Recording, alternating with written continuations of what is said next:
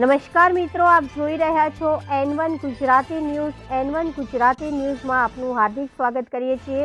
હવે જોઈએ આજના સમાચાર. અમદાવાદમાં રીલ્સ બનાવવી યુવકોને મોંઘી પડી. ફતેવાડી કેનાલ નજીક રીલ બનાવતા યુવકો કાર સાથે કેનાલમાં પડ્યા. સ્કોર્પિયો કાર ભાડેથી લઈને રીલ બનાવવા સારું ફતેવાડી કેનાલ આવ્યા હતા 3 યુવકો. કાર કેનાલમાં ખાબકતા સ્થાનિકોમાં અફરાતફરી મચી ગઈ હતી. સ્થાનિકો દ્વારા ફાયરને જાણ કરતા ફાયરની ટીમ ઘટના સ્થળે દોડી આવી હતી અને રેસ્ક્યુની કામગીરી હાથ ધરવામાં આવી હતી. ફાયરની ટીમ દ્વારા કેનાલમાંથી ખાબકેલી કારને બહાર કાઢવામાં આવી.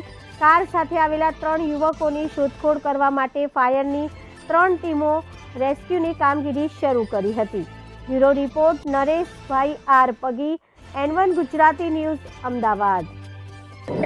આજે તમારો મારો જે સ્કોર્પિયો લઈને નીકળ્યા હતા 3 ઘાયલ હતા, એમાં કોણ ગાડી ચલાવતું હતું અને ક્યારે તમારા ઘરેથી નીકળ્યા એ કંઈ આપણે ખ્યાલ છે કે એ એના રૂટીન પ્રમાણે ભાઈબંધોને મળવા કે બહાર આંટો મારવા એ છોકરા ભણતા હતા એ જાય છે, પણ એ કંઈ નથી નીકળ્યો કે આ વસ્તુ છે કે આ વસ્તુ છે, એવું કશું જ નહીં. મારા છોકરાને ગાડી ચલાવતા નથી આવડતું. તો આ ગાડી ક્યાંથી લાવ્યા હતા એ મને માહિતી પ્રાથમિક માહિતી બહારથી એવી મળી કે ચાલરિયા કઈ નામનો વ્યક્તિએ 3500 રૂપિયાના નજીવા ભાડા માટે કોકના છોકરાને જીવન જોખમમાં મૂકી દીધો. તમારા બાળકની ઉંમર કેટલી છે અને 17 વર્ષ છે. ભણતો હતો.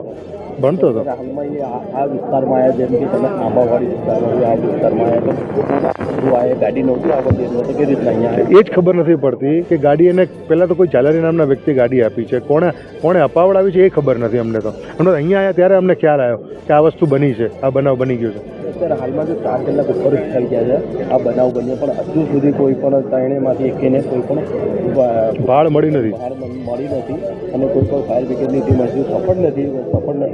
ફાયર બ્રિગેડની ટીમને હજુ સફળતા નથી મળી. તો તમે શું ફાયર બ્રિગેડથી શું અપેક્ષા? હું એક જ અપેક્ષા રાખું કે જેમ બને જોડે થોડી ટીમ વધારે અને આનું રેસ્ક્યુ ઝડપથી કરે અને અમને અમારા બાળકોની ભાળ આપે કે શું છે.